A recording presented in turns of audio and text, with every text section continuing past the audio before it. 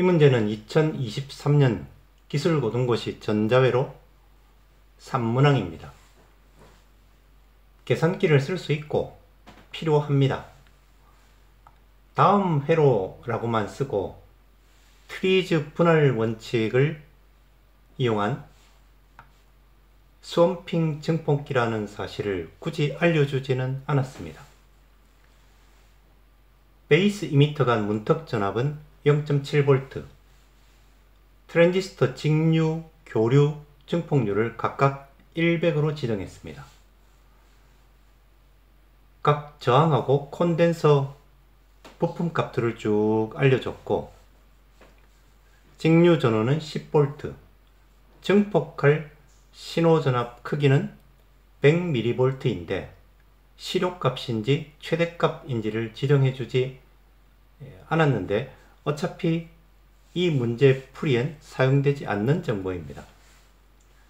온도에 대응하는 전압 VT는 25mV로 하고 반올림은 소수 셋째 자리에서 하라고 지정했습니다. 1번은 바이어스 회로를 해석해서 컬렉터 직류 전압을 구하는 것이고, 2번은 베이스 전압 대 출력 전압 증폭비하고 신호 전압 대 출력 전압 증폭비를 각각 구하고, 3번은 바이패스 콘덴서를 제거한다면 이 2번의 결과들이 각각 어떻게 달라지는지를 알아보라는 것입니다. 먼저 이 문제의 출전을 알아보겠습니다. 이 문제는 대학에서 전자회로 교재로 많이 사용하는 프로이드 책 본문의 예제 6의 8번입니다. 연습 문제도 아닌 본문의 예제라는 점이 중요합니다.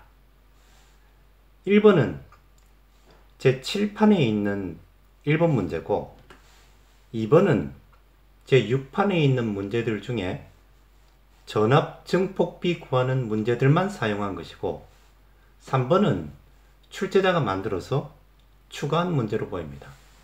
그 외 다른 점들은 원서엔 증폭률을 각각 150하고 175로 줬는데 이 고시 문제엔 계산하기 쉽게 전부 100으로 통일해 줬고, 원서에는 소수 이하 계산 규칙을 지정해 주지 않았는데 여기선 소수점 이하 셋째 자리에서 반올림하라고 특정을 해줬고, 원서엔 저항 R1 값이 47kΩ인데 역시 계산하기 쉽게 40kΩ로 바꿔준 것이고, 원서에는 증폭할 신호전압을 실효값 10mV로 줬는데 고시 문제에서는 100mV로 바꾸고 어떤 값인지를 지정해 주지는 않은 것입니다. 어차피 원서에 있는 문제 중에 출력 전압 크기 계산 문제를 제외했기 때문에 이 풀이 과정에는 신호전압 크기 정보를 사용할 필요가 없습니다. 요약하면 이 5급 문제의 수준은 대학의 중간시험이나 기말시험 문제 정도니까 대학에서 이 교재를 성실하게 공부한 수험생이라면 이거 연습 문제도 아니고 교재 본문에 있는 예제네 그렇게 속으로 만세를 부르면서 10분 정도 이내에 무난히 정답을 찾을 수 있을 것입니다. 이제 정답을 찾아서 5급에 어울릴 만한 여행을 떠나보겠습니다. 1번은 직류 바이어스 회로를 해석해서 직류 컬렉터 전압을 찾는 것입니다. 먼저 어떤 해석 방법을 선택할 것인지를 판단해야 하는데 이전에 썼던 방법을 그대로 활용합니다. 베이스 안쪽을 바라본 저항을 R배라고 쓰고 이전에 전압분배 바이어스 해석 영상들에서 사용했던 방법대로 값을 대략적으로 구하면은 약 94kΩ인데 옆에 붙어 있는 kΩ하고 비교를 하면은 약 10배 정도 되니까 근사해법을 사용하면 되겠습니다. 그러면 베이스 전압은 이렇게 2V입니다. 이 계산을 쉽게 하게 해주려고 원서에 있는 47kΩ을 40kΩ으로 바꿔줬습니다. 이미터 전압은 베이스 전압에서 0.7V를 빼면 1.3V고 이미터 전류는 이미터 전압을 이미터에 연결된 외부 저항들이 합으로 나누어서 약 1.38mA로 구할 수 있습니다. 이 계산에서 주의할 점이 있습니다. 나누기를 하면은 계산기 화면에 이런 소수를 볼 텐데 소수 셋째 자리에서 반올림 한다고 1에서 반올림을 하면 0A를 쓰게 됩니다. 이 공학에서는 수학적으로만 생각하면 안 되고 다루고 있는 이 물리량의 뜻하고 보편적인 크기들을 생각하면서 소수 이하 반올림 규칙을 융통성 있게 적용해야 합니다. 지금 계산 대상인 물리량은 2m 전류니까 여기서 이 보편적인 크기인 밀리암페어 단위로 쓰고 그 결과에서 소수 이하 셋째 자리 반올림 규칙을 쓰면 약 1.38mA이고 실제 물리 현상과 맞는 결과를 얻습니다. 그렇다면 찾아야 할 컬렉터 전압은 출력 회로의 킬오프의 전압 법칙을 적용해서 이 식을 만들고 문제 전체의 구성이나 소수점 이하 처리 기준 등을 종합해 보면은 이 컬렉터 전류를 이미터 전류와 같하고 간주하고 풀어도 되니까 컬렉터 전압을 이렇게 계산하고 정답은 약 3.51V입니다. 구하라는 물리량은 아니지만 참고로 동작점을 써본 것입니다. 2번은 중간 주파수에서 증폭률을 각각 구하는 것입니다. 고주파 해석을 할 필요 없다는 뜻입니다.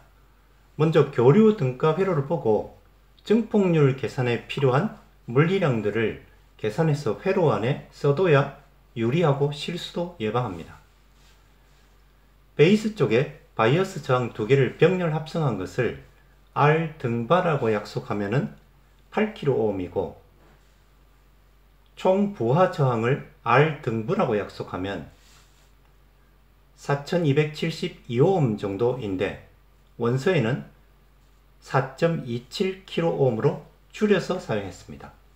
이제 2m 저항을 구하면은 이 식으로 18.12Ω 정도이고 그러면 베이스에 대한 출력 증폭률은 이 식으로 약 8.75배인데 원서에는 9.09배라고 알려줬습니다. 그 이유는 원서의 풀이에는 2m 저항 요 RE가 외부 저항 475ohm에 완전히 스워핑 돼서 사실상 증폭률에 나타나지 않는다고 보고 뺐기 때문인데 답안을 좀 더 품위 있게 쓰려면 일단 넣어주는 것이 좋겠습니다. 다음에 베이스에서 안쪽을 본 총 저항값을 구하면은 이 식을 이용해서 약 48,812오hm 정도입니다. 이 경우에는 소수 이하가 없으니까 굳이 킬오음으로 바꿔서 반올림하지 않고 그대로 뒀습니다. 증폭할 신호저항 오른쪽에서 보이는 총저항을 R 아래첨자 인 위첨자 T로 쓰면은 약 6873오hm 정도인데 원서에 있는 7.53kΩ보단 조금 작습니다. 그 이유는 원서에 있는 47kΩ을 이 문제에서 40kΩ로 바꿨기 때문입니다. 이제 증폭할 이 신호 저항 때문에 발생하는 감쇄 비를 구하면은 약 0.92배인데 원소에 있는 0.93배와 거의 같습니다. 이 R인 T 저항값이 신호오hm 600ohm에 비해서 10배 이상 큰 값이기 때문입니다. 그러면 이번의 두 번째 정답은 약 8.05배라는 사실을 알 수 있습니다. 원소에 있는 8.45배보다 조금 작은 이유를 찾아본다면 좀 더 품위 있는 답안 작성을 위해서 증폭률 계산에 이미터 저항을 포함시켰고, 문제에서 원소에 있는 47kΩ을 40kΩ으로 바꿨고, 원소의 예제에는 이 교류 증폭률이 175였는데 이 문제에선 100으로 낮췄는데 그런 사실들이 종합적으로 반영되었기 때문입니다. 3번은 바이패스 콘덴서를 제거했을 때 2번을 다시 해보라는 것입니다. 2번 등가 회로하고 달라지는 것은 이미터 외부 저항에 REE가 추가되는 것이고, 그 외에는 2번하고 똑같습니다. 베이스에 대한 출력 증폭률은 이렇게 증폭률식의 분모에 470ohm이 추가돼서 약 4.46배인데 2번에 비해서 감소된 것입니다. 베이스에서 본 총 저항값은 이렇게 계산을 해서 약 95,812ohm 정도입니다. 증폭할 신호저항에서 회로를 바라본 총 저항을 구하면은 약 7,383ohm 정도입니다. 감쇄비를 구하면은 약 0.92배인데 2번하고 같고, 그 이유는 2번처럼 이 R인 T 저항값이 신호오hm 600ohm에 비해서 매우 크기 때문입니다. 그래서 신호에 대한 증폭률은 두 개를 곱하면 약 4.1배 정도이고 2번에 비해서 역시 감소했습니다. 재미있었나요? 아니면 조금 어려웠나요?